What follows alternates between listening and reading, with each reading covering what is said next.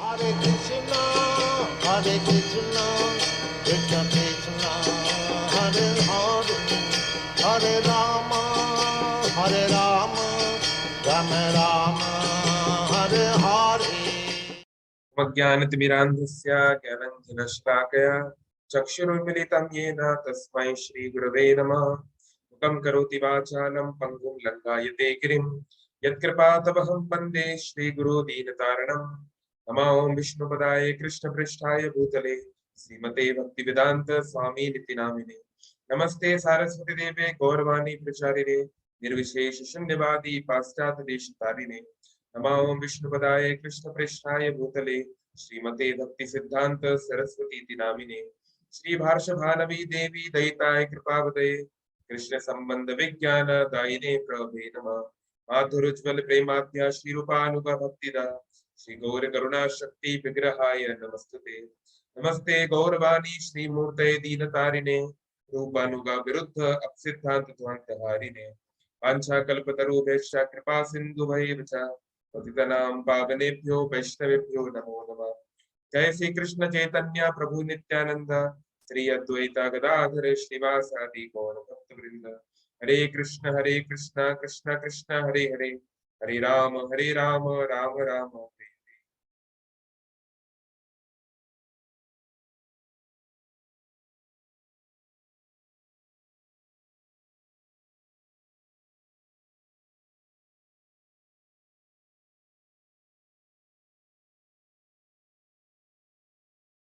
हरे कृष्ण।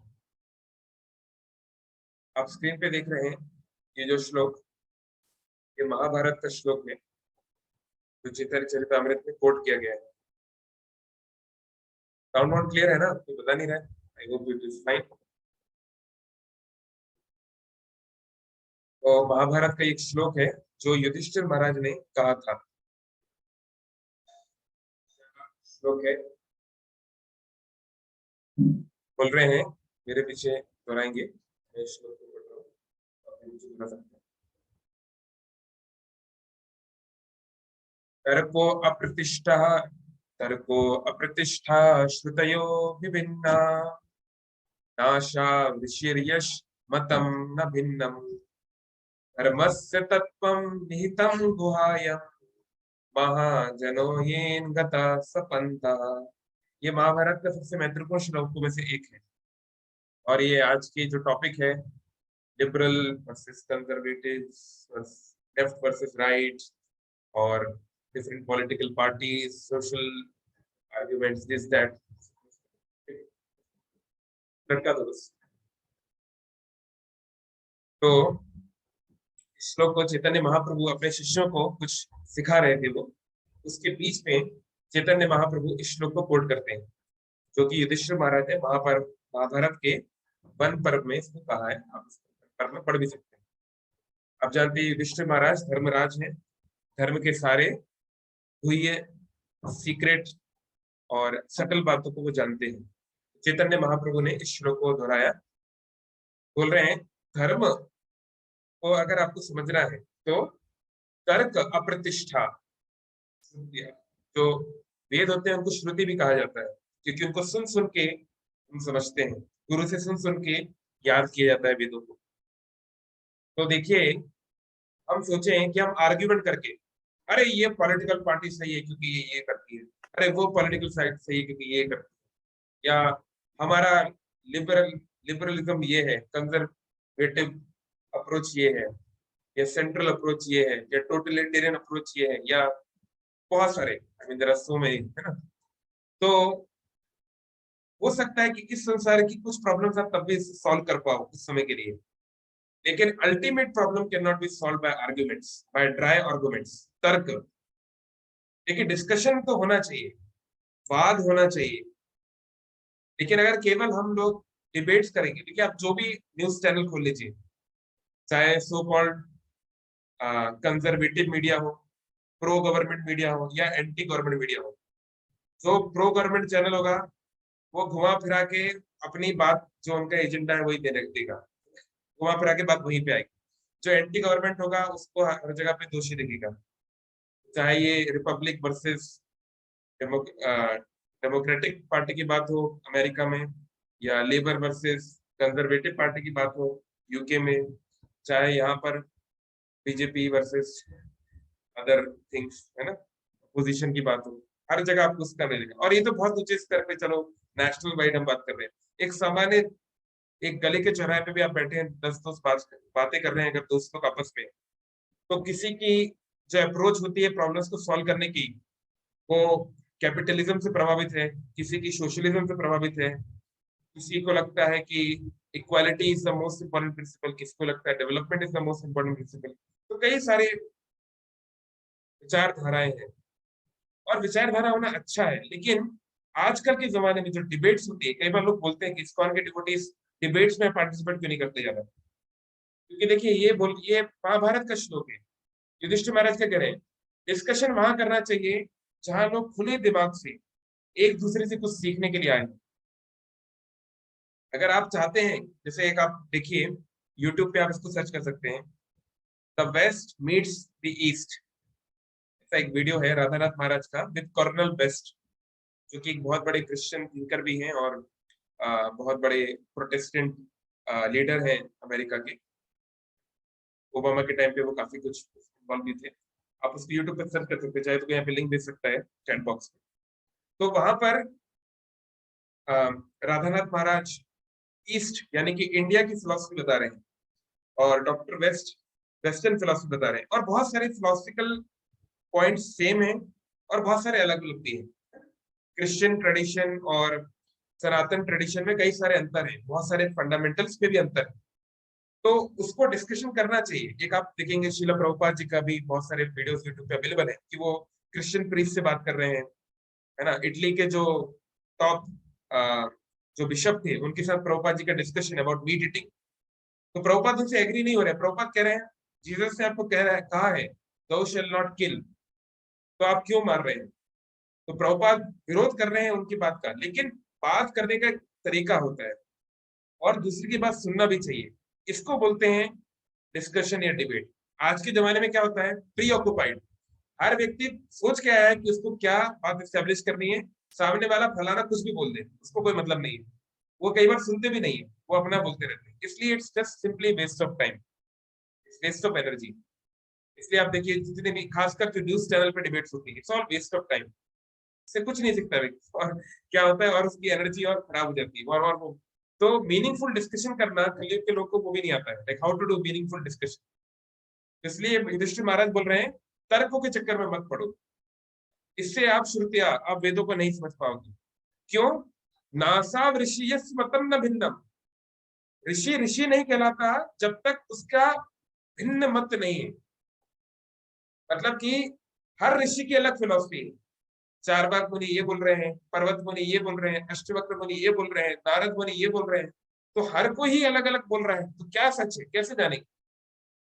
तो धर्मस्य तत्वम निहितम गुहायम, धर्म का तत्व समझना, धर्म का सत्य जानना बहुत गुह्य बात है, बहुत सूक्ष्म है, बहुत सूक्ष्म। महाजनो ये न गता सुपंता, सोल्यूशन है पीछे पीछे चलो, उनके पथ को फॉलो करो। किसके, महाजनों के, महान व्यक्तियों के, उन महात्माओं के पीछे पीछे चलना चाहिए, क्योंकि वो जानते हैं कि शास्त्र क्या बता रहा है। कहने का मतलब जो लोग को रियलाइजेशन है, जिनको कृष्ण भक्ति में, आध्यात्मिक जीवन में अनुभूतियां हुई है प्रैक्टिकली, उनके हम जितना फॉलो करेंगे उतना हम धर्म को समझ पाएंगे। तो बिना विनम्र हुए, इसलिए गीता में बोला गया है श्रद्धावान लभते ज्ञानम, ज्ञान वो सीख पाता है जो श्रद्धावान है, जो दीन है, विनम्र है। इसलिए हम देखते हैं जाकिर नायक भी गीता पढ़ रहा है, लेकिन उसको गीता का ज्ञान से कुछ और ही समझ में आ रहा है, क्योंकि वो एक पर्टिकुलर एजेंडा के साथ पढ़ रहा है। बहुत सारे लोग मंदिर जा रहे हैं, लेकिन हम देखते हैं उनका हृदय परिवर्तन नहीं हो रहा, क्योंकि एक सर्टेन आइडियोलॉजी के साथ जाते हैं। जब हम सीखने के लिए, जब हम किसी टीचर को अप्रोच करते हैं, जब हम एक कॉलेज में, स्कूल में जाते हैं, तो हमें विनम्र होना चाहिए कि हाँ ये व्यक्ति मुझसे सुपीरियर है और मैं उनसे कुछ सीखने के लिए आया हूं। जब ये अप्रोच रहती है तब हम आगे बढ़ पाते हैं। एक फिलोसफर ने कहा है कि god has given you 2 ears and 1 mouth for a reason. देखिए हमारा मुख जो है हमारा एक मुख है लेकिन हमारे कान दो हैं। तो भगवान ने कुछ सोच के ऐसा दिया है ना? मतलब जितना बोलते हो उससे दुगना सुनना चाहिए। लेकिन हमारा क्या है, हम सुनते तो बहुत कम है, बोलने में बहुत यकीन करते हैं, खासकर धर्म के विषय में। किसी भी अरे गहरे लत्तू गहरे पान वाले के पास चले जाओ, उससे बोलो कि आप ही भगवत गीता पढ़िए। अरे भगवत गीता क्या कह रहे हो आप, हम तो सब जानते हैं। वो दो चार और बातें भी सुना देगा। यहाँ भगवान है, हर जगह भगवान है, पान में भी भगवान है, ये भगवान को मैं खा रहा हूँ वो भी आपको दो चार डायलॉग सुना देगा। तो बहुत कठिन है एक्चुअली लोग को समझा पाना इस कलयुग को। तो कैसे हम इन हम क्या करें कि हमारा ट्रेडिशन भी इंटैक्ट में रहे, हमारे सिद्धांत भी इंटैक्ट में रहे, लेकिन हम अपने आप को अडेप्ट कर पाए, हम लिबरल बन पाए, ताकि लोगों के हिसाब से हम अपने ट्रुथ को पेश कर पाए, चाहे स्पिरिचुअल बात हो चाहे कोई भी नॉलेज की बात हो। तो उसको हम लोग लाइव रियल लाइफ एग्जाम्पल से देखेंगे। तो आज भारत के राष्ट्रपति महामहिम श्री रामनाथ कोविंद जी, जैसे कल वो आ गए थे, कल वो पुरी में थे, हम लोग भी उनका दूर से उनको देखे, उनका काफिला आया हुआ था चैम्बर वगैरह लेकर। तो वो आए हुए हैं भक्ति सिद्धांत सरस्वती ठाकुर, और प्रेम से उनको शीला प्रभुपाद भी कहते थे। उनके 150वां जन्मदिन, जो कि 2 साल के बाद होगा उनका 150 जन्मदिन, लेकिन 3 साल का ये प्रोग्राम हो रहा है, तो उसके लिए आज वो आए हैं पुरी में। तो ये भक्ति सिद्धांत सरस्वती ठाकुर कौन है? ये इस्कॉन के फाउंडर आचार्य अभय चरणारविंद भक्ति वेदांत स्वामी शीला प्रभुपाद जी के गुरु हैं। ये प्रभुपाद जो शब्द होता है, ये एक टाइटल होता है। तो प्रभु आप जानते हैं? अच्छा चलो पूछते हैं। बहुत सारे लोग, आप में से सभी लोग मुझे लगता है प्राय शीला प्रभुपाद को जानते ही हैं। तो प्रभुपाद शब्द का क्या अर्थ है? अपने आप को अनम्यूट करके बताइए। What do you think, what does Prabhupada mean? Mute कर सकते हैं जो करना चाहे अपने आप।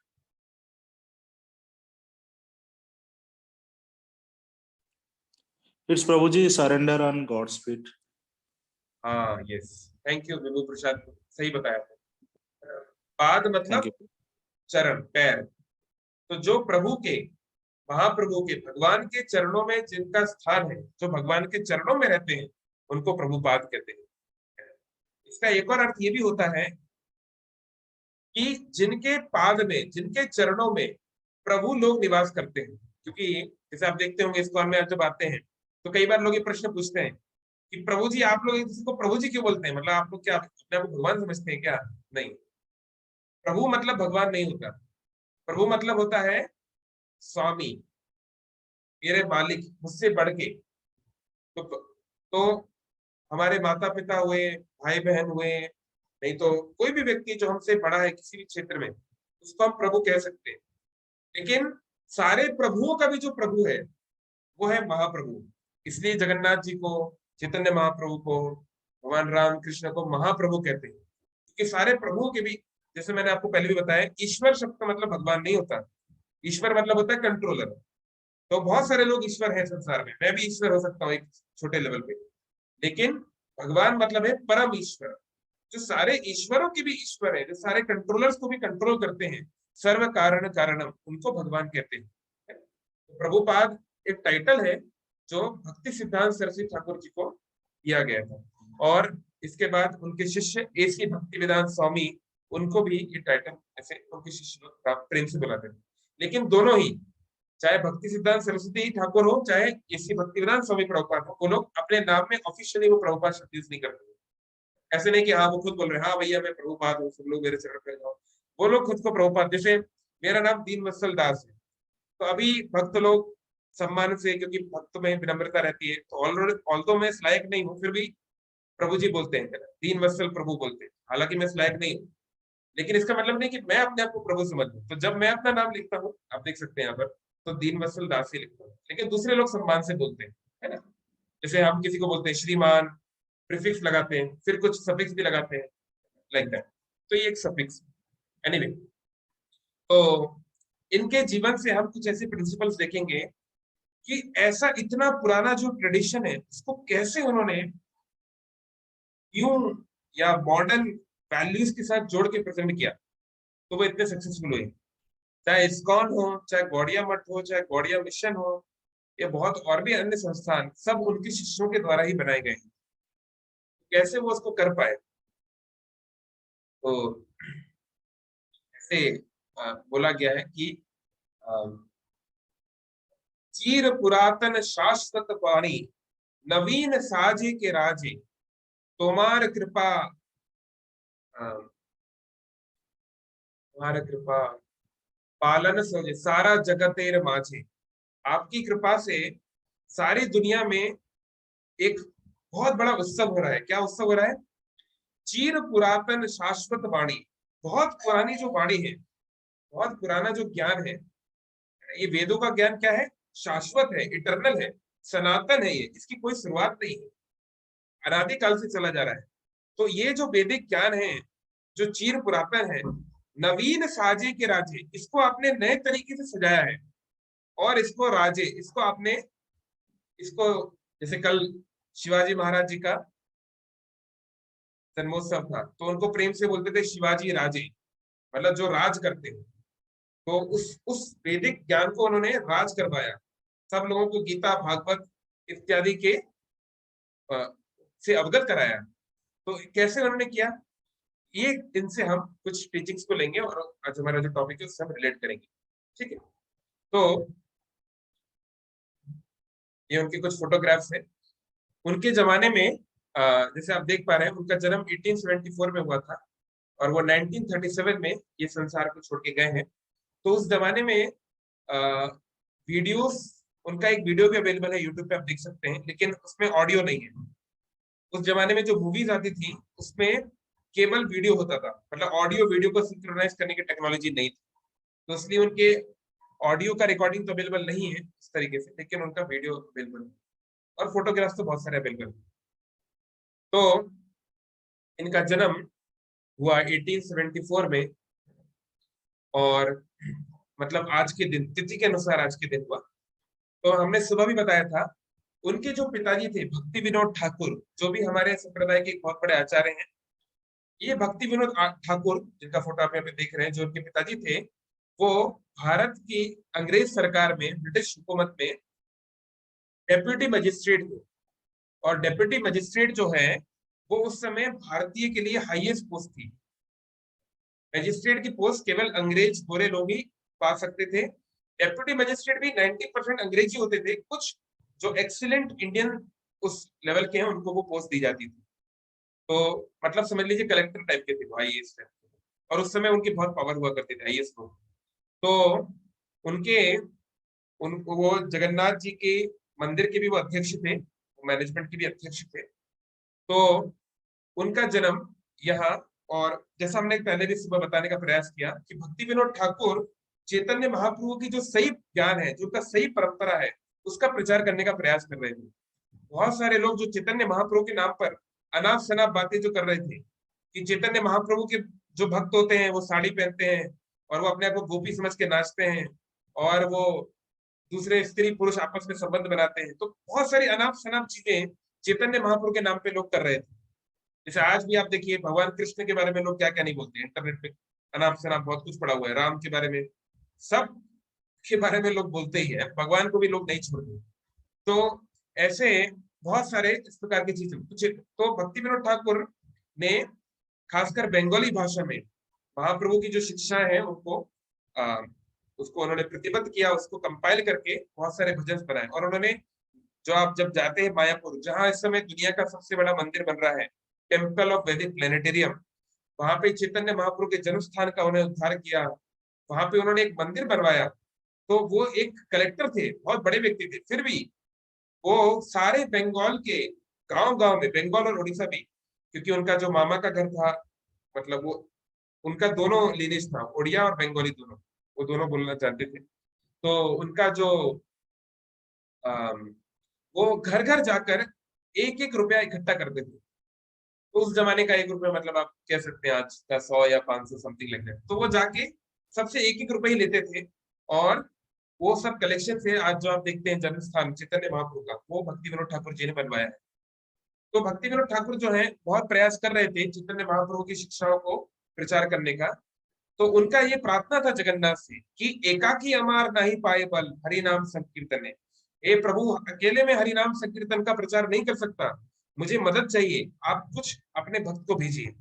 तो भगवान की कृपा से उनका पुरी में उनके बहुत सारे बच्चे थे, तो उनमें से उनके इन पुत्र का जन्म हुआ जिसका उन्होंने नाम रखा बिमला प्रसाद।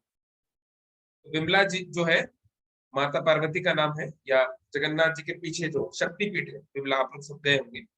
तो क्योंकि बिमला देवी की कृपा से ये प्राप्त हुआ, बिमला देवी को उन्होंने प्रार्थना किया है। क्योंकि भक्त, देखिए कई बार लोग सोचते हैं कि मतलब जो वैष्णव होते हैं क्या वो दूसरों को, क्या शिव जी दुर्गा देवी उनको कोई इज्जत नहीं देते क्या? नहीं, हम तो बल्कि वैष्णव समझता है कि भगवान जगन्नाथ को कोई, भगवान शिव के, भगवान लोकनाथ के, विमला देवी की कृपा के बिना कोई प्राप्त नहीं कर सकता। तो सभी का उचित जो है सम्मान करना, तो बात कोई वो प्रश्न नहीं उठता, उसमें कोई प्रश्न ही नहीं। तो एनीवे, तो उन्होंने नाम रखा उस बालक का विमला प्रसाद। और जब विमला कुछ महीने का ही था, जैसे मैंने आपको बताया, उनका जन्म फरवरी में हुआ और जुलाई में जनरली रथ यात्रा होती है। तो रथ यात्रा जब उनके घर के सामने से निकल रही थी, उनका घर आज भी है ग्रैंड रोड पर, जो बड़ा दांड होता है, जहाँ पर आज श्री चैतन्य गौड़िया मठ है। आप लोग जरूर वहां जाएंगे और उनका जन्म स्थान दर्शन कर सकते हैं। तो वहां पे ये विमला प्रसाद का जन्म हुआ, और जब रथ यात्रा चल रही थी तो रथ उनके घर के सामने आके रुक गया। तो विमला प्रसाद की माँ यानी कि भक्ति विनोद ठाकुर की पत्नी, धर्म पत्नी श्री भगवती देवी, उन्होंने सोचा कि ये अच्छा मौका है, मैं जगन्नाथ जी को की कृपा अपने बच्चे को दिलवाती हूँ। तो पुराने जमाने में क्या होता था कि रथ पे चढ़ना अलाउ होता था। ये तो 1874 की बात हो रही है, मतलब 150 साल पुरानी बात हो रही है। और वैसे भी वो तो मंदिर के जो अध्यक्ष हैं उनकी पत्नी है, तो उनको तो वैसे भी कोई रोकेगा नहीं। तो वो ऊपर गई और जगन्नाथ जी के चरणों पे उस बालक को रख दिया, छोटे से बालक को।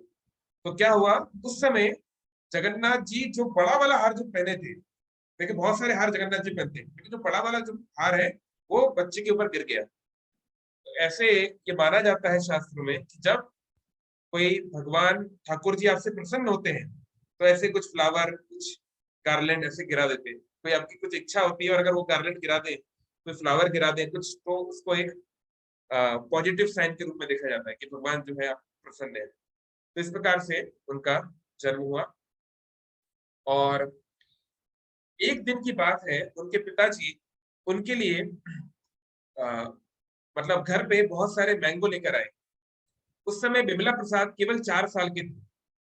तो जैसे बच्चे होते हैं, तो बच्चे ने देखा कि पिताजी मैंगो लाए हैं, तो उन्होंने उसको उठा के, जो ढेर था मैंगो का, उसमें से एक खा लिया। तो बाद में पिताजी ने समझाया, भक्ति विनोद ठाकुर ने, कि देखो बेटा, हम कोई भी सामान लाते हैं, पहले हमें भगवान को अर्पण करना है, भगवान को भोग लगाना है, उसके बाद उसको खाना है।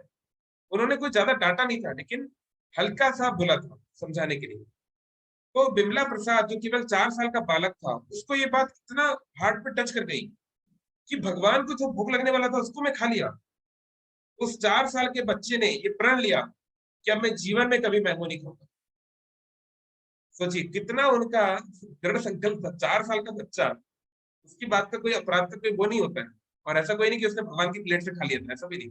लेकिन बिमला प्रसाद ने सोचा, ये विनम्रता देखी भक्त की, कि मैंने भगवान का महाप्रसाद खा लिया है, मतलब भोग खा लिया है, मैं अपराधी हूँ, इसलिए अब मुझे जीवन भर आम खाने का अधिकार नहीं। तो उन्होंने जीवन भर फिर कभी, जब तक वो संसार में थे, कभी भी मैंगो नहीं खाया। और जब वो करीब 7 साल के थे, तो उन्होंने सारे भगवत गीता को मेमोराइज किया, और इवन भागवतम के ऊपर भी उन्होंने कई सारे जो जो टिप्पणियां होती है, जो भाष्य होते हैं, उनका अनुमोदन किया, उनको पढ़े, उसका उसका पांडित्य हासिल किया। थोड़ा आगे करने के बाद उन्होंने वेदांग का अध्ययन किया, और वेदांग में खासकर ज्योतिष का उन्होंने अध्ययन किया। तो देखिए, ज्योतिष में कई सारे ग्रुप्स होते हैं। तो एक होता है ज्योतिष का बहुत फेमस, बहुत महत्वपूर्ण पार्ट है, उसका नाम है सूर्य सिद्धांत। तो एक आचार्य थे जिनका नाम था भास्कर आचार्य, आप शायद नाम सुने होंगे। भास्कर आचार्य जी ने सूर्य सिद्धांत की रचना की थी, करीब 2nd या 3rd सीई में। और उन्होंने ये जो लिया था, उस समय जो शास्त्र अवेलेबल थे उनके आधार पे लिया था। और भास्कराचार्य ने लिखा भी है अपने इंट्रोडक्शन में कि ये जो मुझे ज्ञान है ये भगवान सूर्य देव मुझे दिए हैं, उन्होंने साफ साफ लिखा हुआ है। तो वो एक, जिसको आजकल हम लोग एक साइंटिस्ट मानते हैं भास्कराचार्य को, तो वो साइंटिस्ट थे नो डाउट, उन्होंने बहुत सारी कैलकुलेशन इसमें की हैं, लेकिन उन्होंने उसका श्रेय भी ईश्वर को दिया है। ऐसा नहीं कि वो खुद ही सब श्रेय ले रहे हैं। उन्होंने कहा है कि सूर्य नारायण की प्रेरणा से उन्होंने आकर ही मुझे ये लिखवाया है एक प्रकार से। तो सूर्य सिद्धांत बहुत रिवोल्यूशनरी क्यों है? क्योंकि सूर्य सिद्धांत में सन को हमारे सोलर सिस्टम का सेंटर बताकर बाकी जो कैलकुलेशन है वो की गई है कि अर्थ से सन की डिस्टेंस कितनी है, क्यों अलग अलग सीजन्स आते हैं इत्यादि, ये जो मॉडर्न कैलकुलेशन। और आज की जो कैलकुलेशन है वो 99% उन कैलकुलेशन से मैच होती है, सूर्य सिद्धांत की कैलकुलेशन। तो आप सोच सकते हैं कि अगर ये कोई वैदिक सभ्यता में कोई शक्ति नहीं थी, ये सब केवल कहानियां थी, तो कैसे 2000 साल पहले एक आदिवासी कैसे तुक्का मार सकता है? लाइक कैसे तुक्का मारेगा कि 95 बिलियन माइल्स दूर सूर्य है? Like how do you do it? ये तुक्का नहीं हो सकता है। तो एनीवे, और भी बहुत सारी, केवल डिस्टेंस की बात नहीं, बहुत सारी और भी बातें जो आज के भी साइंटिफिक स्टडीज से ऑलमोस्ट मैच ही करती है, थोड़ा बहुत ऊपर नीचे करके करा जाए तो। एनीवे, तो उस सूर्य सिद्धांत को जो कि कठिन संस्कृत में था, उसको विमला प्रसाद जी ने क्या किया, उसको उसके ऊपर कमेंट्री लिखकर उसको साधारण भाषा में समझाने का प्रयास किया। और उनका एक्सप्लेनेशन इतना अच्छा था कि उस समय के इंडियन एस्ट्रोलॉजिकल सोसाइटी, जो भारतीय ज्योतिष संस्थान है, उसके जो लीडर्स थे, जैसे पंडित सौरमणि जी, पंडित सुंदरलाल जी से नाम लिखा हुआ है, इन लोगों ने उनको टाइटल दिया सिद्धांत सरस्वती। सिद्धांत मतलब होता है सत्य या फैक्ट, प्रिंसिपल, और सरस्वती मतलब आप जानते हैं माँ सरस्वती जो ज्ञान की देवी है। यानी कि सरस्वती देवी की इनके पर कृपा है कि ये सूर्य सिद्धांत को समझा पाए, इसलिए इनका नाम पड़ गया सिद्धांत सरस्वती। यानी कि जो भी उस समय ज्योतिष थे उनमें he was considered the best.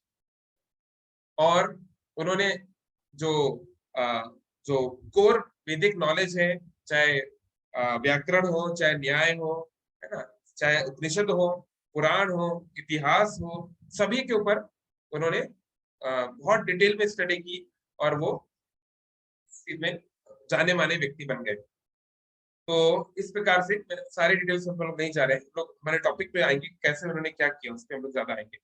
और बहुत सारे जो सहेजिया लोग थे, जो हमने बताया, जो अनाम शनाम, सहेजिया मतलब होता है एक्चुअली भक्ति सहज है, भक्ति तो सहज है, इसमें कुछ गलत बात नहीं, लेकिन ये सहजिया मतलब क्या है? प्राकट्य सहेजिया, मतलब भक्ति को चीपली लेना, कि आप ऐसा इमिटेट करना, एक इस प्रकार से दूसरों को धोखा देना कि ऑलरेडी आप शुद्ध भक्त बन गए हो।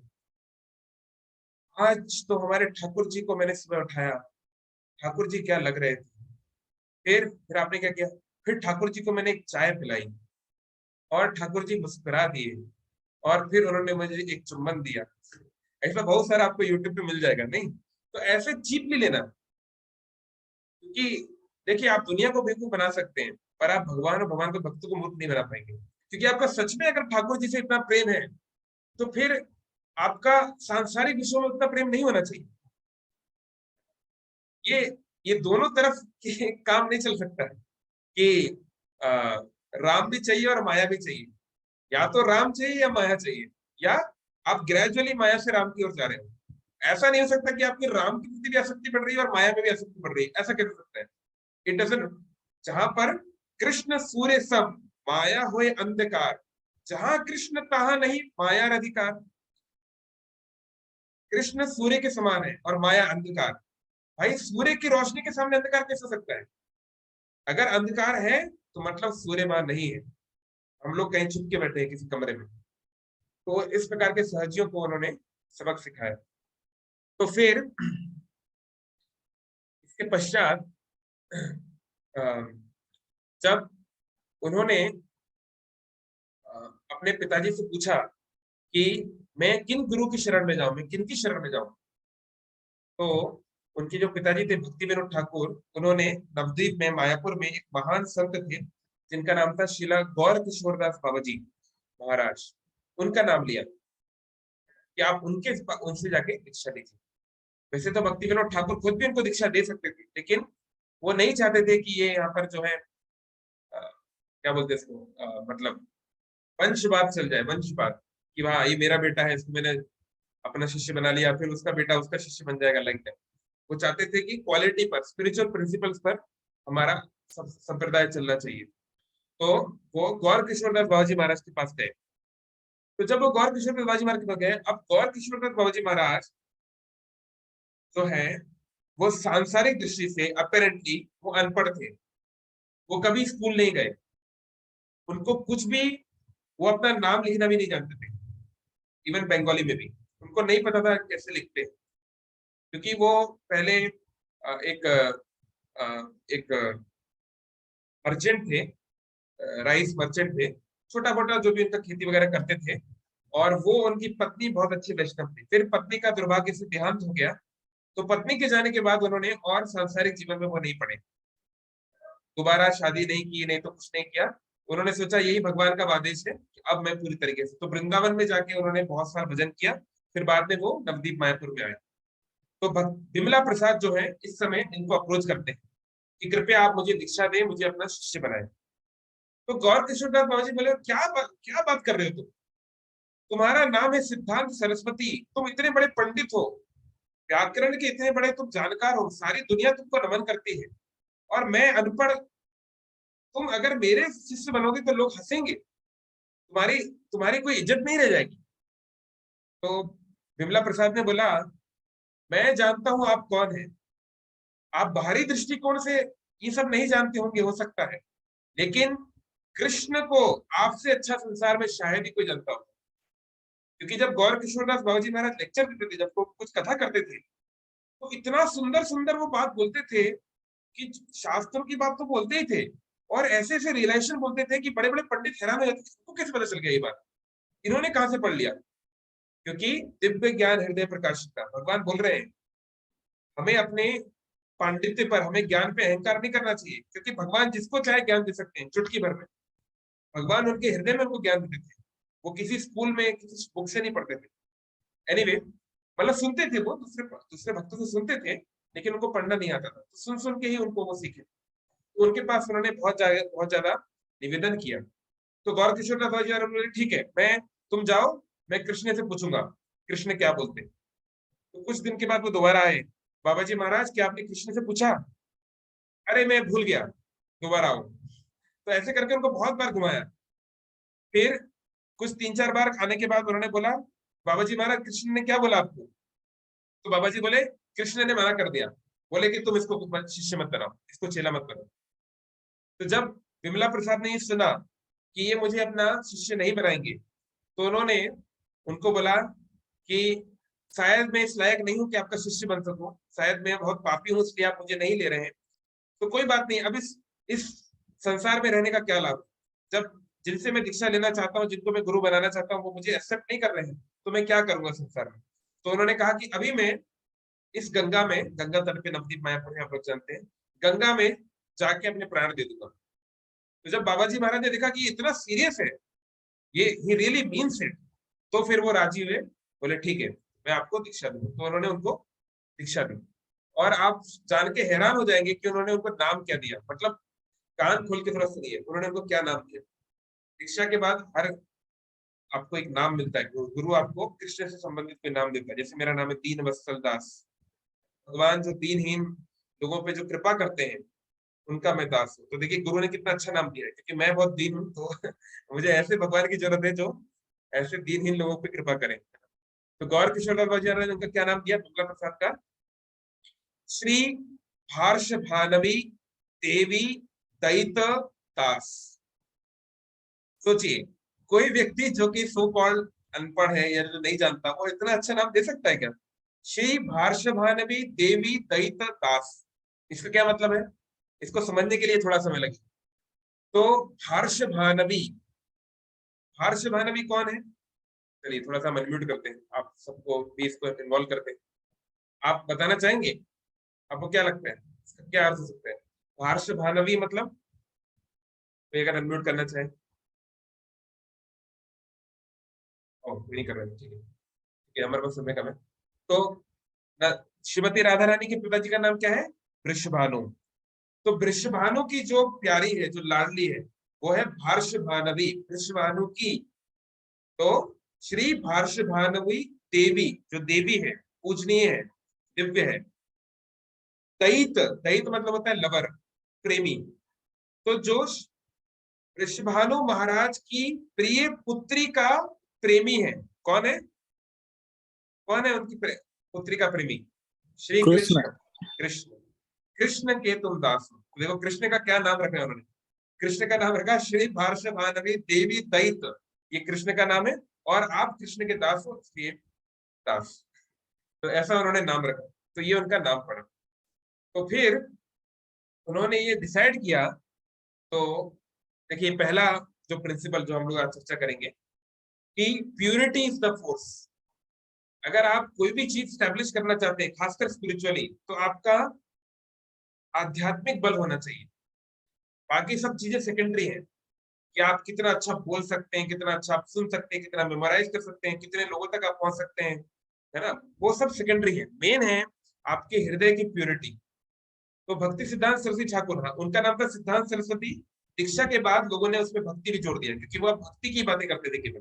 तो भक्ति के सिद्धांत में, भक्ति के नियमों में, भक्ति के सत्य में जो सरस्वती की कृपा प्राप्त की है, जिनको पूरा ज्ञान है, उसको भक्ति सिद्धांत सरस्वती।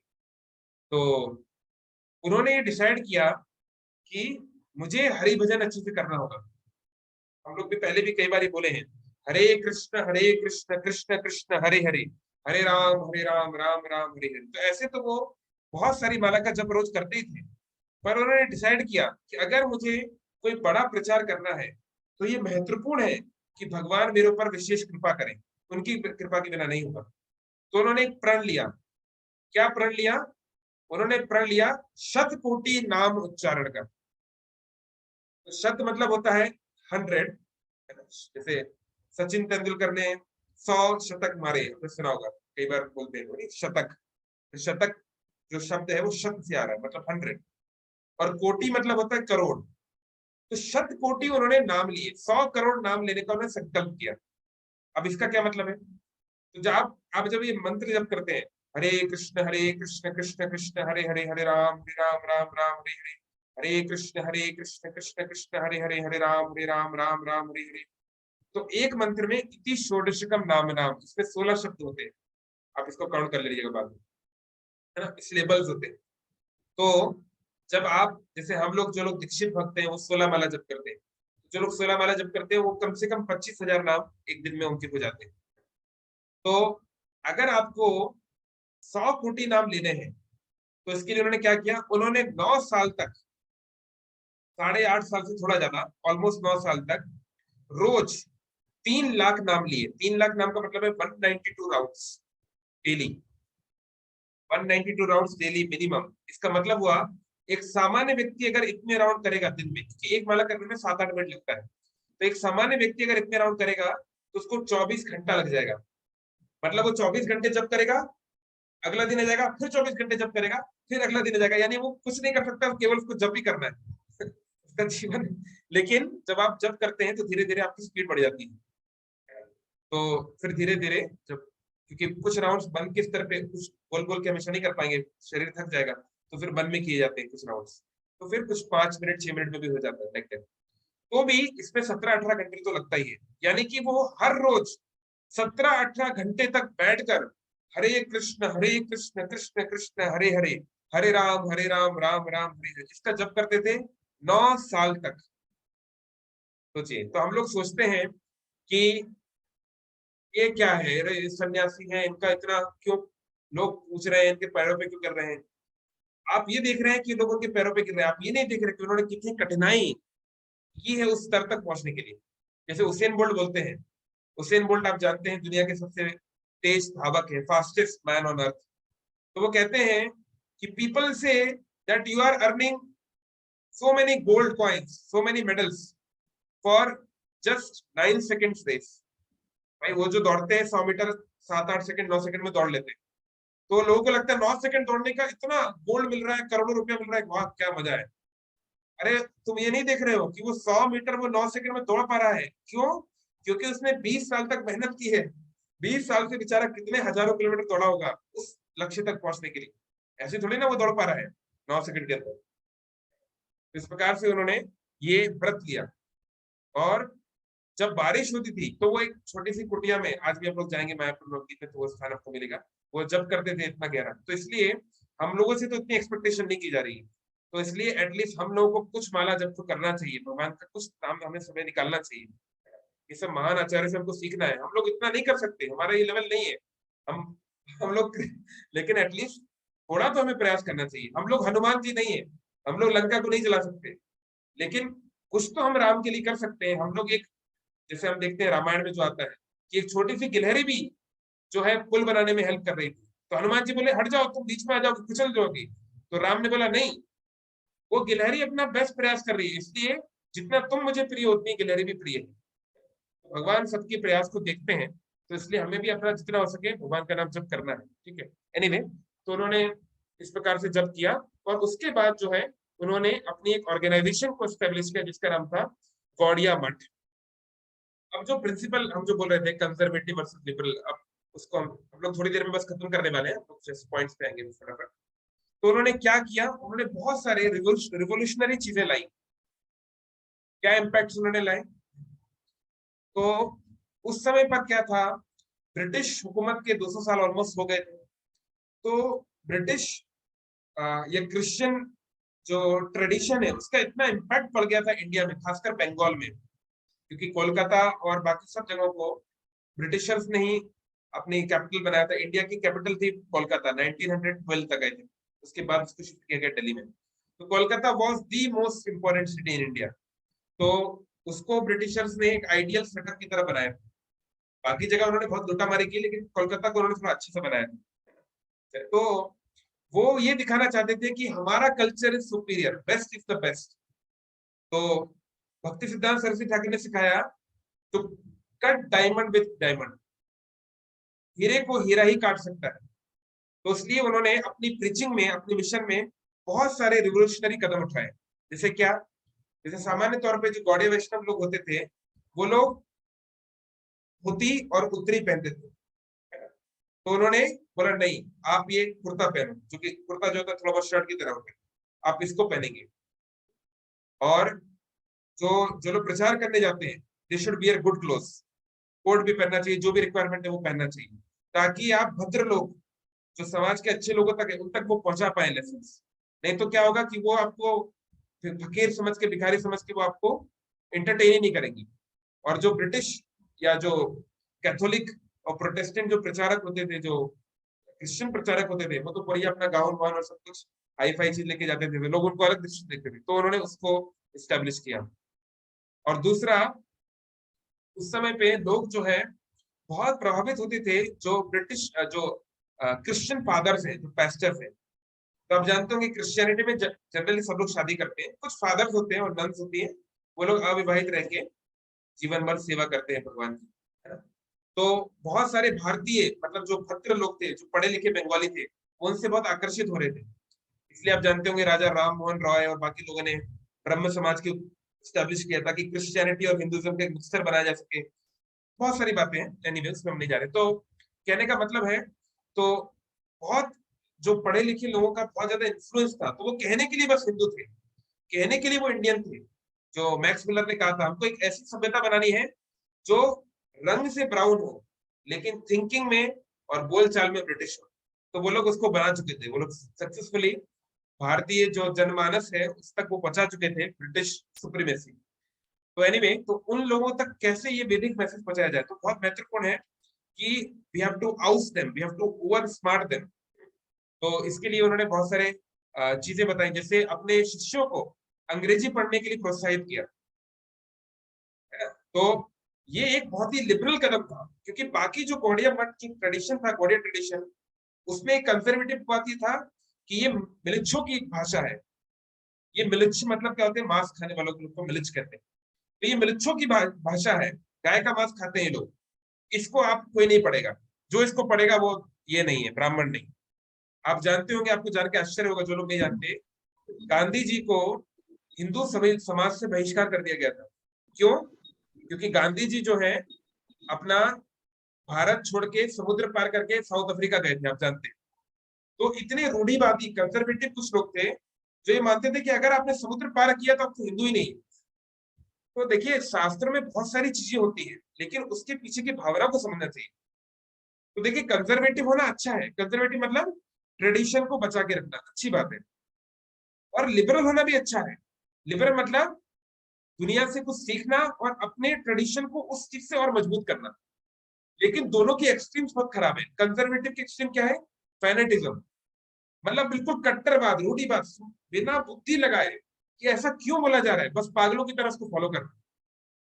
और लिबरल भी, अगर आप बहुत ज्यादा लिबरल हो जाओगे तो आप डेविएट बन जाओगे, मतलब कि आपकी ओरिजिनल जो चीज थी वो खत्म हो जाएगी। आप इतना पानी मिलाओगे, इतना पानी मिलाओगे कि वो जूस ही समाप्त हो जाएगा, वो पानी बन जाएगा, दूध खत्म हो जाएगा, वो केवल पानी बन जाएगा। तो इसलिए कंजर्वेटिव होना भी अच्छा है, लिबरल होना भी अच्छा है। अगर आपको लेफ्ट विंग से आपको सीखना चाहते हो, सीख सकते हो। राइट विंग से कुछ सीखना चाहते हो, सीख सकते हो। बट वैदिक culture does not support either conservative approach nor liberal approach. तो वैदिक जो कंसेप्ट है वो है कि कृष्ण जीवेर स्वरूप हो नित्य कृष्णदास। हमारी आइडेंटिटी, हम कोई लेफ्ट विंग राइट विंग, हमको बच्चा जब पैदा होता है तो वो लेफ्ट विंग राइट विंग वाला नहीं होता है, वो कोई कंजर्वेटिव और लिबरल नहीं होता है। लेकिन हर एक जीव अनंत काल से, वो हर एक जीव आत्मा परमात्मा का अंश है, ये उसकी नित्य आइडेंटिटी है। इसलिए वो करना चाहिए जो परमात्मा की प्रसन्नता के लिए ठीक है, उस समय पे वो करना चाहिए। और शास्त्र ऐसे बहुत सारे कोट हैं, अगर आपको शास्त्र से चाहिए तो, है ना। जैसे पद्म पुराण बोलता है, स्मर्तव्यो सततम विष्णु, हमेशा विष्णु का स्मरण करो। विस्मर्तव्यो ना जातुचित, कभी भी विष्णु को भूलो नहीं। सर्वे विधि निषेधास्योर, जितने भी शास्त्रों में विधि है, प्रोसेस है, और निषेध है, रूल्स है कि भैया ऐसा नहीं करना है, फलाने दिन पे ऐसा करना है, मृत्यु होती है तो ऐसा करना है, जन्म हो तो ऐसा करना है, गंगा जाओगे ऐसा करना है, जगन्नाथ जी जाओगे, बहुत सारा नियम है दुनिया भर का। तो जितने भी ये सब नियम है वो सब क्या है? सर्वे विधि निषेधास्योर एतयोर एव किंकरः। किंकरः संस्कृत में नौकर को किंकर बोलते हैं। तो किंग मतलब क्या, और करूं, कर मतलब मैं क्या करूं। जैसे नौकर स्वामी के सामने खड़ा होता है ना कि ये स्वामी बताइए मैं क्या करूं। हम लोग जब आईटी में जाते हैं, बॉस बताइए आज क्या करना है तो इस प्रकार से। तो इसलिए जितने भी रूल्स हैं शास्त्रों के, वो दो रूल्स के दास है, उनको याद रखिए। Always remember Krishna and never forget Krishna. अगर आपने सारे वैदिक शास्त्रों को पालन कर लिया लेकिन आप कृष्ण को याद नहीं कर पाए तो वो यूजलेस है, यूजलेस। भगवान बोल रहे हैं, वेदेषु दुर्लभ अदुर्लभ आत्म भक्तो, वेद को पढ़ के भी मैं दुर्लभ रह जाता हूँ, लेकिन मेरे भक्त के लिए मैं अदुर्लभ हूँ, मुझे आसानी से मुझे भक्त प्राप्त कर लेता। तो अगर आपका धर्म, आपकी प्रोसेस, आपके कर्तव्य, आपका कोई भी चीज आपको कृष्ण को भूलने से रोक रहा है, कृष्ण को याद करने से रोक रहा है, कृष्ण को भुला रहा है, तो it is useless, it is simply a waste of time. तो इससे आप अपने आप को जज कर सकते हैं, like how you are doing in your life. तो कोई भी चीज है, चाहे आप, अभी इलेक्शन चल रहा है, हम किसको वोट दें, आप उस व्यक्ति को वोट दीजिए जो कृष्ण की शिक्षा से एटलीस्ट जितना हो सके मैच कर रहा है ना। अभी तो आइडियल लोग मिलना ना तो नेक्स्ट इम्पॉसिबल है, लेकिन अगर आपको वोट देना ही है तो उचित व्यक्ति को दीजिए। याद रखिए, अगर आप गलत व्यक्ति को वोट देंगे तो 1/6 कर्मा आपको भी लगेगा। अगर आपका नेता शराब खाने खोल रहा है और स्लॉटर हाउसेस खोल रहा है और प्रोस्टिट्यूशन सेंटर खोल रहा है, बहुत करप्शन कर रहा है, तो क्योंकि आपने उसको हेल्प किया उस पोजीशन में जाने के लिए, you will get the Karma, है ना। जो दुर्योधन के साथ लड़े, सबको महाभारत में देखा भगवान कृष्ण ने, एक एक का उनका हिसाब किताब किया गया है। तो इसलिए अनाप शनाप नेताओं को वोट ना दें, सोच समझ कर कि ये व्यक्ति कैसा है, थोड़ा उसके बारे में जानकारी लें। जानकारी नहीं है तो वोट ना करें, तो नोटा में बटन दबाएं, नन ऑफ द अबव। लेकिन बिना जाने किसी को वोट नहीं देना चाहिए, क्योंकि आप उसको हेल्प कर रहे हैं। ऐसे ही फलाना पार्टी की, ये पार्टी की, ये अप्रोच, हर आप चीज को एनालाइज कीजिए, ठीक है। जैसे बहुत सारे लोग प्रभुपाद जी के पास आते थे, बोलते थे प्रभुपाद जी आप उस गुरु के बारे में क्या कहते हैं, उस बाबा जी के बारे में क्या कहते हैं। प्रभुपाद जी कुछ कमेंट नहीं करते थे ना, अच्छा ना बुरा। प्रभुपाद कहते थे उनका कहना क्या है, उनका फिलॉसफी क्या है, वो आपको क्या सिखाते हैं, उनकी टीचिंग्स क्या है, आप उनकी टीचिंग्स पहले मुझे बताइए, उस टीचिंग्स को मैं एनालाइज करूंगा, उसको शास्त्र से मिलाऊंगा, फिर हम कुछ कमेंट कर सकते हैं, नहीं तो कोई कमेंट नहीं, है ना। सबको प्रणाम है, सबको प्रणाम है, हमें किसी से बुराई नहीं है। लेकिन अगर कोई व्यक्ति कृष्ण कृष्ण के अनुसार बोल रहा है, जितना परसेंटेज उसको उतना हिसाब से हमको सम्मान देना है। ये सिंपल बात है, बहुत सिंपल एक्चुअली। तो ये उन्होंने इस चीज को उन्होंने एस्टैब्लिश किया कि आप अंग्रेजी कपड़े पहनिए। उस समय गांधी जी सारे दुनिया को अंग्रेजी कपड़े सिलवा रहे थे। उन्होंने कहा अगर तुमको जरूरत है तो अगर आपको इंग्लिश लोगों से मिलना है, मतलब सरकारी दफ्तरों में जाना है, तो इंग्लिश कपड़े पहन के जाइए। और आपको ये जान के हैरानी होगी, उस समय पे दुनिया की सबसे बड़ी कंपनी थी, मतलब फोर्ड उस समय जस्ट आई रही थी, लेकिन रोल्स रॉयस सबसे बड़ी कार कंपनी मानी जाती है, सबसे महंगी कार भी वो, और ब्रिटिश कंपनी थी। तो बहुत कम लोग के पास रोल्स रॉयस होती थी। तो भक्ति सिद्धांत सरस्वती ठाकुर का जो इंस्टीट्यूट था गौड़िया मठ, इनके पास बहुत सारे रोल्स रॉयस थे। और वो कभी कभी इसमें भ्रमण भी करते थे, जैसे आप यहाँ पे फोटो देख पा रहे हैं, उनकी किसी शिष्य की ये रोल्स रॉयस है और उनके बच्चे बच्चे यहाँ पे दिख रहे हैं। तो लोग कई बार बोलते थे, अरे तुम गुरु हो, तुम साधु हो, तुम रोल्स रॉयस में जा रहे हो। मतलब आजकल की जो ऑडी वॉडी, या आजकल कौन सी सबसे महंगी कार है, थोड़ा बताइए कमेंट बॉक्स में। या ऑडी वगैरह जो भी जो हाईएस्ट क्लास की है। तो मान लीजिए कोई कोई गुरु मान लो एक ऑडी में जा रहा है, तो आप क्या बोलोगे, तुम यार मतलब कमाल हो, है सन्यासी बन के तुम ऑडी में जाओगे। तो उनके पास पर्सनल नहीं थी, लेकिन उनके कुछ शिष्यों की इंस्टीट्यूट के पास कुछ थी। तो इस प्रकार से उन्होंने क्या बोला कि एक और प्रिंसिपल जो हमें आज सीखना है, यूटिलिटी इज द प्रिंसिपल। अगर आप एक छात्र हैं और आपको एग्जाम क्रैक करना चाहते हैं, अगर आप अपने परिवार को साथ में रखना चाहते हैं, कोई भी चीज आप करना चाहते हैं जहां पे आप सक्सेस पाना चाहते हैं, तो याद रखिए, आप ये देखिए कि आप प्रैक्टिकली अपने संस्थाओं, अपने संसाधनों को, रिसोर्सेज को कैसे यूटिलाइज कर सकते हैं टू गेट द बेस्ट। आप ये मत सोचिए दुनिया क्या बोलेगी। तो उन्होंने कहा मेरा कर्तव्य है, मेरे को मेरा आदेश है मेरे गुरु का, चैतन्य महाप्रभु की वाणी का प्रचार करना है। हरे कृष्ण मंत्र का सारे दुनिया में प्रचार होना चाहिए। उसके लिए जो करना पड़े, मतलब जो, मतलब ऐसे नहीं कि गोली मार दो, नहीं, मतलब जो भी धर्म के अनुसार मैं कर सकता हूँ, जो एडजस्टमेंट कर सकता हूँ, उसे मुझे करना चाहिए, है ना। तो देखिए, जैसे आप देखते हैं, जो लोग थोड़ा फार्मास्यूटिकल के नॉलेज, देखिए क्या होता है, तो दवाई होती है, मान लीजिए आपके पास एक यहाँ पे कैप्सूल है, ठीक है। तो मान लीजिए इतना बड़ा कैप्सूल है 2 सेंटीमीटर का। तो कैप्सूल के अंदर, कैप्सूल मान लो 1 ग्राम का है फॉर एग्जाम्पल। तो एक्चुअली हम सोचते हैं हम 1 ग्राम की दवाई खा रहे हैं, नहीं, हम उसमें दवाई नहीं होती 1 ग्राम की। उसके अंदर बहुत ही टाइनी मात्रा में वो दवाई होती है, वो जो मेन जिससे हमारी तबीयत ठीक होने वाली है होपफुली। यहाँ पे कुछ डॉक्टर्स हैं, कीर्तिराज वगैरह, वो हमें बताएंगे और तो क्या होता है। लेकिन अब उतनी छोटी सी सब्सटेंस को तो हम लोग ट्रांसपोर्ट नहीं कर सकते, इसको खा नहीं सकते। तो प्रैक्टिकल पर्पज से क्या करते हैं, उस मेडिसिन के ऊपर ये लेयर चढ़ाई जाती है ना। तो ये जो लेयर है, इसमें कुछ गुण नहीं होता, मतलब ये जो कैप्सूल का जो कवर है, इसको खाने से कुछ नहीं होगा। ये केवल एक फिलिंग मटेरियल इसको बोलते हैं, फिलर है केवल, इसको भर दिया गया। लेकिन जो दवाई है वो अंदर है।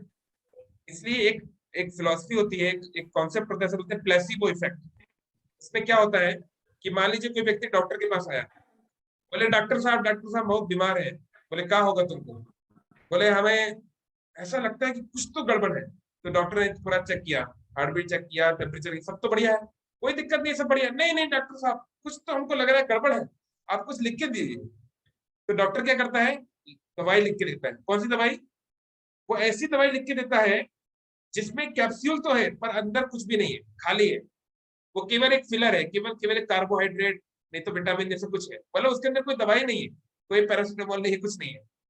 तो वो उसको देता है और वो मरीज इसको खाता है और 2-4 दिन में वो खुश हो जाता है, वो ठीक लगने लगता है उसको। कैसे? क्योंकि उसको कोई बीमारी नहीं थी, लेकिन मन में उसको बैठ गया था कि मैं बीमार हूं और जब तक मैं डॉक्टर के पास नहीं जाऊंगा तब तक मैं ठीक नहीं होगा। ये मन का बीमारी था, उसको शारीरिक बीमारी नहीं थी। तो डॉक्टर क्या करते हैं, उसके मन को समझाने के लिए कि हाँ हाँ हम दवाई ले रहे हैं, तुम ये पालो तुम ठीक हो जाओगे। तो इस प्रकार से डॉक्टर क्या है, पेशेंट के भले के लिए उसको मूर्ख बनाते हैं, मतलब it's a good thing to do. तो इसको प्लेसिबो इफेक्ट बोलते हैं, है ना। तो इसी प्रकार से देखिए, शास्त्र में बहुत सारी चीजें हैं जो कि फिलर्स है, जो इतनी महत्वपूर्ण नहीं है। शास्त्रों का अल्टीमेट पॉइंट क्या है, हम हमारे प्रिय पिता कृष्ण को छोड़ के संसार में हीरो बन रहे हैं। हम अकेले जीना चाहते हैं। कृष्णा भूलिया जीव भोग वांछा करे। हमारी एक ही प्रॉब्लम है, जैसे देखो ये जो बच्चे दिख रहे हैं आप, ये बच्चे बड़े खुश हैं, क्यों? क्योंकि पिताजी के पास में है, तो कोई टेंशन नहीं है। हमारे जीवन की सारी टेंशन इसलिए है क्योंकि हम अपने माता पिता के पास में नहीं है, हम राधा कृष्ण से बहुत दूर चले आए। तो सारे शास्त्र का यही विचार है, कैसे हमको दोबारा हमारी कृष्ण से प्रेम बढ़ जाए। हमारी Krishna ISKCON international society for Krishna consciousness, हमारी कॉन्शियसनेस, हमारी भावना कैसे कृष्ण से जुड़े, यही सारे शास्त्रों का ये है। एक बार हम कृष्ण के प्रेमी बन गए तो भगवान कृष्ण तो हमारा पूरा ध्यान रखेंगे, फिर कोई टेंशन नहीं, फिर कुछ हमको संसार की कोई समस्या नहीं है, चाहे इस संसार में चाहे मरने के बाद। तो ये हमारी मूलभूत प्रॉब्लम है।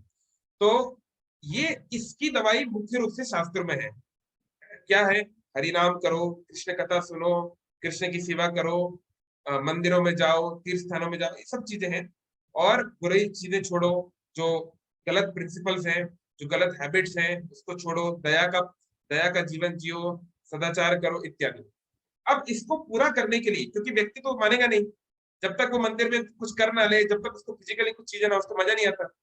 जैसे लोग हमारे पास आते हैं, प्रभु जी कुछ पूजा करवा दीजिए, तो हम बोलते हैं ये हरिनाम करिए, सबसे अच्छी पूजा। नहीं नहीं, ये तो ठीक है, कुछ पूजा करवाइए, कुछ होना चाहिए, ताम झाम कुछ लगना चाहिए, कुछ हो रहा है। तो फिर उनकी संतुष्टि के लिए ठीक है, पूजा करवा लो। पूजा जो होती है वो होती है, उसमें क्या है, हरिनाम ही हो रहा है और भगवान का सेवा हो रहा है। लेकिन हरिनाम काफी है और कोई जरूरत नहीं है कुछ करने का। लेकिन फिर भी क्योंकि सामान्य व्यक्ति जो है वो बहुत सारी और चीजें करना चाहता है, तो ऐसे देखिए शास्त्र में बहुत सारी डिटेल्स है। और होता क्या है, हम लोग डिटेल में जाके लड़ने लगते हैं, है ना। मुस्लिम लोग जो है वो ऐसा करते हैं, क्रिश्चियन लोग ऐसा करते हैं, हिंदू लोग ऐसा करते हैं, शिव के भक्त ऐसे हैं, विष्णु के भक्त ऐसे हैं। अरे थोड़ा अंदर जाओ, गहराई में जाओ, कोर प्रिंसिपल क्या है। आप पाओगे बहुत सारे कोर प्रिंसिपल सेम है, सिमिलर है। तो एटलीस्ट उन कोर प्रिंसिपल्स की तो अप्रिशिएशन करो, उसको तो अप्रिशिएट करो, है ना। लेफ्ट वाले ऐसे हैं, राइट वाले ऐसे हैं, कांग्रेस वाले ऐसे हैं, बीजेपी वाले ऐसे हैं। अरे कुछ तो उनके अंदर गुण होगा, उसको आप पहले हार्नेस करो, उसको कल्टीवेट करो, फिर जो डिफरेंसेस है उनको बाद में डिस्कस किया जा सकता है। लेकिन हमारा समस्या क्या है, भौतिक मन क्या है, पहले डिफरेंसेस दिखता है, अंतर क्या है, और उसको वो बड़ा चला के पेश करता है। तो सिमिलैरिटी गई तेल लेते, सिमिलैरिटी पीछे छूट जाती है। तो भक्ति सिद्धार्थ ठाकुर ने समझाया कि देखो वेदों में बहुत कुछ है, ऐसा पहनना चाहिए, ऐसा खाना चाहिए, ये करना चाहिए। तो अभी अभी युद्ध का समय है, और जब युद्ध होता है तो केवल प्रोमिनेंट चीजों पे ध्यान दिया जाता है ना? ऐसे नहीं युद्ध चल रहा है और आप बाल संवार रहे हो, कैसा लग रहा हूं मैं, अभी जा रहा हूँ युद्ध करने। नहीं, आप केवल अपना गन पकड़ते हो, अपना प्रोटेक्टिव गियर पकड़ते हो और जाते हो। आप उस समय अपने बाल और कपड़े नहीं देखते। तो ऐसे ही ये इस समय जो अधर्म का महाप्रचार हो रहा है, तो धर्म का प्रचार अगर करना है तो अगर आप, हाँ, लड़कियों को जीन्स नहीं पहनना चाहिए, ये बहुत गलत है। और शूद्र लोग को ऐसा नहीं करना चाहिए, और ये केवल ब्राह्मण लोग वेद पढ़ेगा, और ये तुम्हारे घर में किसी का मौत हो गया है, 1 साल तक मंदिर नहीं आने का। और इतना सारा नियम कहाँ कहाँ से उठा उठा के लोग लाते हैं, जो कि शास्त्रों में कुछ तो है ही नहीं, पता नहीं घर पे बैठ के बनाते नियम। बिल्ली रास्ता काट गई, मत जाओ, बुधवार को बाल मत काटो, गुरुवार को मत काटो, ये मत खाओ, वो मत करो, इतना सारा ताम झाम, किधर किधर के रूल, कि हम लोग भी शास्त्र पढ़ रहे हैं 10 साल से, हमको वो रूल नहीं मिले कहीं शास्त्र में, पता नहीं कहां से मिल जाते हैं। तो इसलिए हमको ये समझना है कि रूल्स रेगुलेशन में हम इतना ना बन जाए कि हमारी कोर चीजों को हम भूल जाए। तो क्यों इस्कॉन इतना सक्सेसफुल है, क्यों श्रील भक्तिसिद्धार्थ ठाकुर का मिशन इतना सक्सेसफुल हुआ, क्या हुआ? उन्होंने अपने जीते जी 64 ब्रांचेस स्टैब्लिश की। उनके शिष्यों में बहुत सारे राजा, मणिपुर के राजा, असम के राजा, बहुत सारे उनके शिष्य बने। यहाँ तक कि बंगाल के गवर्नर, जो कि एक ब्रिटिश था, एक ब्रिटिश व्यक्ति था, वो गवर्नर, मतलब आजकल का जो सीएम की जो पावर होती है, उस समय गवर्नर की जो पावर होती थी, है ना, वो भी उनको अप्रिशिएट किया। और कुछ उनके फॉरेन डिसाइपल्स भी बने। कैसे वो उसको कर पाए? क्योंकि उन्होंने कोर प्रिंसिपल्स पे ध्यान दिया।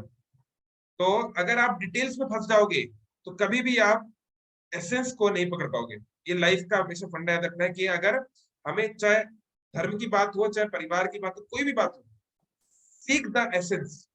ओ सारे ग्राही Vaishnava soul, the out an angel fair, lead me on to Vrindavan, spirits power declare. इनके जो गुरु, ये भक्तिदास ठाकुर है ना, इनके पिताजी जो भक्ति विनोद ठाकुर, उन्होंने एक कविता लिखी है इंग्लिश में कि वैष्णव को होना चाहिए सारग्राही, उसको पता करना चाहिए मैं यहाँ पे क्यों आया हूँ, मुख्य पॉइंट क्या है। अगर वो बाकी चीजों में पड़ गया तो वो उसका अमृत छूट जाएगा, केवल पानी मिलेगा उसको। तो वो उनके अंदर ये एबिलिटी थी। ये आप देख रहे फोटो भक्ति विनोद ठाकुर जी की, उनके बच्चों के साथ, उनमें भक्ति विनोद सिंह ठाकुर भी है। ये उस समय का फोटो है 1905 का, जब उन्होंने 7 कोटि नाम, 1 बिलियन नेम्स या 100 करोड़ नेम्स लेने का जो प्रण किया था 9 साल तक। आप देख रहे हैं शरीर कितना पतला हो गया था, खाने पीने का ध्यान नहीं दे रहे थे, दिन में एक बार केवल राइस को गर्म करके गंगा के जल से धो के वो पीते थे। फिर बाद में ये उनका फोटो है जब वो बॉडी मठ स्टैब्लिश होने के बाद, तरह के कई उनके फोटोज हैं। और और उनके ही एक शिष्य, ये शीला प्रभुपाद जी को आप जानते हैं, इस्कॉन के आचार्य जो है वो उनके शिष्य हैं। तो देखिए शीला प्रभुपाद जी को जब वो मिले थे 1922 में, तो उस समय उनका नाम था अभय चरण। प्रभुपाद जी का जन्म का नाम है अभय चरण डे।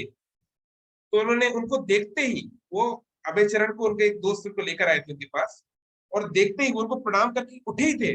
उतने में देखिए गुरु के अंदर क्या भगवान, क्या शक्ति, कितना शक्ति देते हैं। उन्होंने देखते ही बोला कि you are English speaking young man, why don't you spread the message of Chaitanya Mahaprabhu all around the world.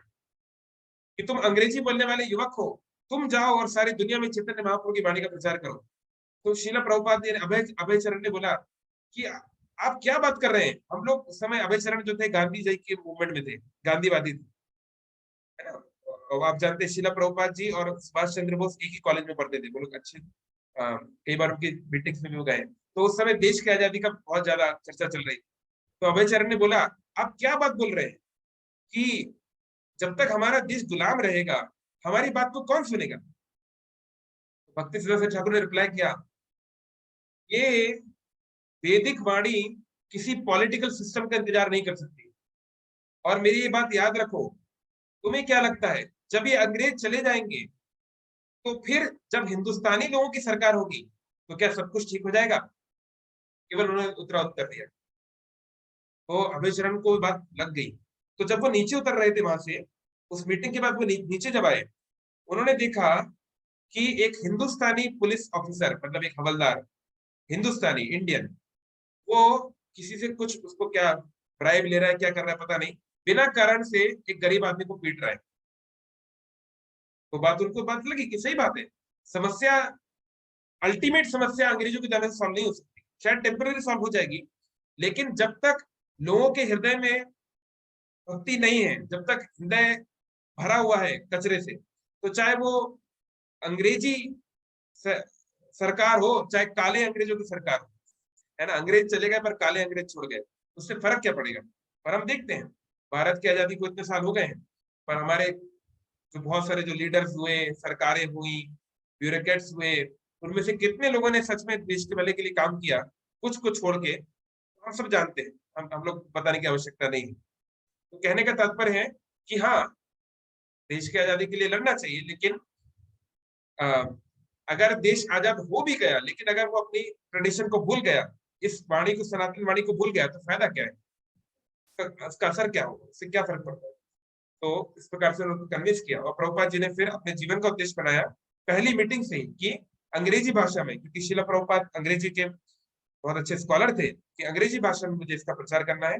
और भगवान की कृपा से ऐसा हुआ भी कि आगे चल के प्रभुपाद जी न्यूयॉर्क गए और वहां पे एक वर्ल्ड वाइड मूवमेंट, जो आप जानते हैं, स्टैब्लिश किया। तो ये शीला भक्ति सिद्धांत सरस्वती ठाकुर, उनकी कृपा से ही हो पाया है। उनके एक दास है शीला प्रभुपाद, और उनके बहुत सारे अलग अलग सर्वेंट से बहुत सारे अलग अलग सोसाइटीज बनाई। आप जानते होंगे गौड़िया मठ, गौड़िया मिशन इत्यादि बहुत सारे और भी चीजें हैं। लेकिन ISKCON is a prominent branch of the tree of भक्ति सिद्धांत, जहां से उसका प्रचार सारी दुनिया में इस प्रकार से हो रहा है। तो इसलिए हमको रूढ़िवादी नहीं बनना है। अगर हम राइट विंग है, अगर हम एक सर्टेन पॉलिटिकल पार्टी का सपोर्ट करते हैं, इसका मतलब नहीं कि लेफ्ट विंग वालों को हम पूरा दानव समझे, असुर समझे। कुछ तो हम हमको अपने आप को ब्रॉड रखना चाहिए। याद रखना चाहिए सब लोग कृष्ण के ही परिवार का हिस्सा है, कोई दूसरा नहीं है, सब लोग एक ही है। कुछ कृष्ण के बच्चे अच्छे हैं, कुछ थोड़े बिगड़े हैं, कुछ आसुरिक हैं, तो उनके साथ वैसे ही डील करना है। ऐसा नहीं कि शेर को जाके गले लगा दिया, नहीं, शेर के साथ शेर जैसा सम्मान। वो शेर है तो दूर रखो, वो कुत्ता है तो कुत्ते की तरफ, लेकिन हमको एक मिनिमम, एक जो होता है कस्टडी, जो एक जो मिनिमम एटिकेट है वो फॉलो तो करना ही चाहिए सभी के प्रति। हरे कृष्ण। तो किसी का कोई क्वेश्चन है, कोई कमेंट है तो बोल सकते हैं। मैं देखता हूँ चैट बॉक्स में कोई क्वेश्चन, कोई कमेंट। तो कल उनका, जस्ट एक पॉइंट, कल उनका डिवाइन बर्थडे है ना कल। तो जब कोई आचार्य का इस प्रकार से जन्मदिन होता है तो हमें उसे ऑब्जर्व करना चाहिए। कैसे करते हैं? तो कल दोपहर 12 बजे तक जो है आप चाहे तो फास्टिंग कर सकते हैं, और 12 बजे के बाद उनके एक फोटो को, आपको आसानी से उनका फोटो मिल जाएगा, उसको पुष्प अर्पण करके, उनको प्रार्थना करके आप नॉर्मल जो भी खाना खाना चाहे खा सकते हैं, नॉर्मल फूड अन्न वगैरह ले सकते हैं। और अगर आप 12 बजे तक फास्टिंग नहीं कर सकते हैं, आपको बहुत भूख लगती है या कुछ, तो आप एकादशी का कोई भी आइटम खा सकते हैं 12 बजे तक, मतलब कि फ्रूट्स, फ्रूट जूस, मिल्क या साबूदाना वगैरह वगैरह। वैसे 12 बजे तक तो बहुत बड़ी बात है नहीं, आजकल तो वैसे लोग लेट ही उठते हैं, तो बहुत बड़ा इशू नहीं है। और उनको सुना, तो इससे क्या होगा, ऐसे महान भगवान के भक्तों की जब हम प्रार्थना करते हैं, उनकी जब कृपा मिलती है, तो भगवान खुश होते हैं। भगवान ने बोला है, भक्तेर भक्त जना प्रिय, जो मेरी भक्ति करता है उससे ज्यादा मुझे प्रिय है जो मेरे भक्तों की भक्ति करता है। शास्त्र में भगवान बोलते हैं भक्तेर भक्त जना प्रिय। इसलिए कल आप प्रयास करें दोपहर 12 बजे फास्टिंग, और हरे कृष्ण महामंत्र का जप करें, है ना। इससे वो प्रसन्न होंगे। जितना आप हरिनाम करोगे, गीता भागवत पढ़ोगे, उससे भक्ति सिद्धांत ठाकुर आपके ऊपर खुश होंगे, प्रसन्न होंगे। ठीक है, तो अभी किसी का कोई क्वेश्चन है, कोई कमेंट है तो अपने आप को अनम्यूट कर सकते हैं।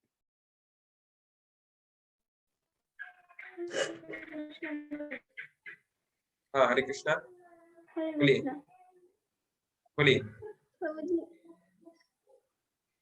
हाँ कहिए। सरस्वती ठाकुर को सिंह गुरु क्यों बोला? उनको सिंह गुरु क्यों बोलते थे? ठीक है, उत्तर दे रहा हूँ। तो इनको, उनका एक और नाम पड़ गया लॉयन गुरु, सिंह गुरु। जैसे लॉयन क्या करता है, वो जब उसकी जब दहाड़ होती है, वन के सारे जो सो कॉल्ड दादा लोग हैं सब भाग जाते हैं। जो जितने सियार हैं, जितने नहीं तो फॉक्स है, जो भी है, जो हाइन्स हैं, जो अपने आप को बहुत बड़ा हीरो समझते हैं, जब शेर आता है तो सब भाग जाते हैं। तो ऐसे भक्ति सिद्धांत सरस्वती ठाकुर के समय पर आज भी बहुत सारे लोग हैं जो भगवान को निराकार या नास्तिकवाद, शून्यवाद का प्रचार करते थे, नहीं तो भक्ति के नाम पे अनाप शनाप कुछ भी प्रचार करते थे। तो उन्होंने उस ट्रुथ को एस्टेब्लिश किया, और बहुत स्ट्रांगली, किसी से वो डरते नहीं थे कि लोग क्या सोचेंगे, ये क्या होगा, ये जो सत्य है सत्य बताते थे। इस कारण से बहुत सारे लोगों की दुकानें बंद हो गई, बहुत सारे लोगों के जो है तो बहुत सारे लोग उन पे खफा भी होते थे, गुस्सा भी होते थे, जो ये जिनके फॉलोअर्स वगैरह कम हो रहे हैं, थिंग्स लाइक दैट। तो देखिए, इस संसार में आप सबको प्रसन्न नहीं कर सकते। प्लेटो ने बोला है कि if you want to please everyone then do nothing. अगर आप सबको खुश करना चाहते हैं तो कुछ मत करो। और हमारे ये क्या नाम था एप्पल का, क्या स्टीव जॉब्स ने कहा है, if you want to please everyone sell ice cream. अगर आप दुनिया में सबको खुश करना चाहते हैं तो एक काम करो, आइसक्रीम बेचो। कहने का मतलब है कि सब लोग आइसक्रीम पसंद करते हैं, नहीं, हम सबको आइसक्रीम अच्छी लगती है, तो आइसक्रीम बेचने वाला को लोग पसंद करते हैं, आइसक्रीम खिला रहा है। मतलब आप कुछ भी बात बोलोगे, आप अच्छी बात बोलो चाहे बुरी बात बोलो, लोग आपके से 5 लोग आपसे बुराई कर लेंगे। देखिए, लोग दुनिया में बहुत सारे लोग हैं जो उसामा बिन लादेन को, दाऊद इब्राहिम को, असुरों को जो है नफरत करते हैं, और करना भी चाहिए। लेकिन ऐसे बहुत सारे लोग हैं जो भगवान को भी नफरत करते हैं, चाहे राम हो, कृष्ण हो, जगन्नाथ हो, या भगवान के भक्त हो।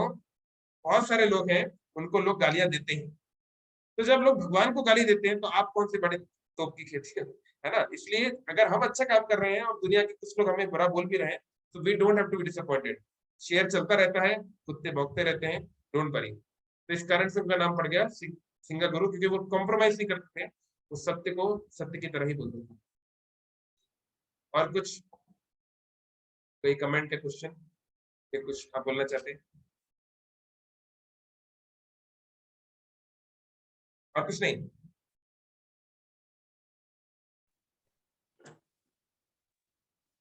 ठीक है, अगर हमको समय मिला तो हो सकता है कल शाम को हम एक स्पेशल सेशन करें उनके बर्थडे के अवसर पर। एक बार सुभाष चंद्र बोस हमसे मिलने आए थे, लाला लाजपत राय मिलने आए थे, उनसे क्या बातचीत हुई, अगर समय मिलेगा तो हम कल साल को भी करेंगे। ठीक है, तो आप लोग अगर हो सके तो कल फास्टिंग रखें और एक माला कम से कम एक्स्ट्रा, जितना माला आप जप करते हैं हरे कृष्ण मंत्र का, उससे एटलीस्ट एक माला एक्स्ट्रा जप करें, ठीक है। Thank you.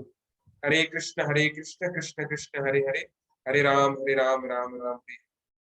श्री श्रीमद् भक्ति सिद्धांत सरस्वती गोस्वामी ठाकुर श्रील प्रभुपाद की जय। श्रील प्रभुपाद की।